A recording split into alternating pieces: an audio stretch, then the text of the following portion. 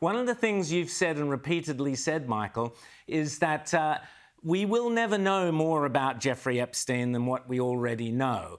Now, this week, we've had Bill and Hillary Clinton have been subpoenaed in a congressional committee investigating the crimes of Jeffrey Epstein. So I've got to ask you, is this because maybe Bill can offer some, be there as a classified as an expert in, sexually abusing young women, for example? Maybe he can offer some tips that the committee aren't aware of. But give us your thoughts on the Clintons and Jeffrey Epstein.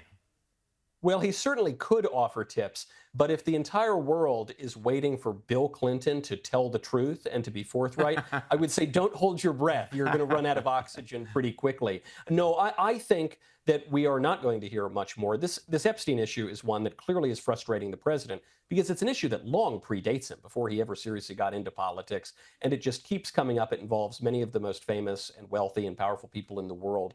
But my take on this has always been either Epstein is exactly who the government says he is, in which case we've already learned everything we're going to learn, or he's what other people suspect he is, a super spy working with at least one, maybe multiple governments in a clandestine way, in which case you've heard everything you're going to hear. But at this point, given that there's been a lot of secrecy around the Epstein case for 20 years at this point, I don't think we're going to get much more out of it. So we can keep poking and prodding, but thus far, the Epstein case has been pretty tight-lipped.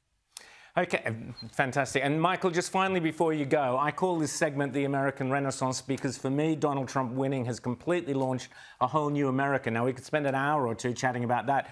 But just quickly, in kind of 30 seconds or so, tell me where we are now, 6 months into the Donald Trump presidency. In your opinion, how's it going? Is it better? Is it worse? Not what you expected? Better than you expected? Michael, your thoughts on the Trump renaissance? Magnificent. It's already going much better than I expected. Trump promised a golden age. I thought that would be confined to America. We ended up with an American Pope. I mean, it's gone all the way to the Vatican. That's pretty good. Every time that the left or squishy people on the right say Trump's gone too far, he's screwing up, the bond market's failing, the global trade is going to collapse, we're getting into World War III with Iran. None of that has happened. Actually, everything Trump has done thus far has worked out extraordinarily well. I think he's earned a lot of grace and a lot of credibility, and I look forward to the next, not just 6 months, but to the next 3.5 years.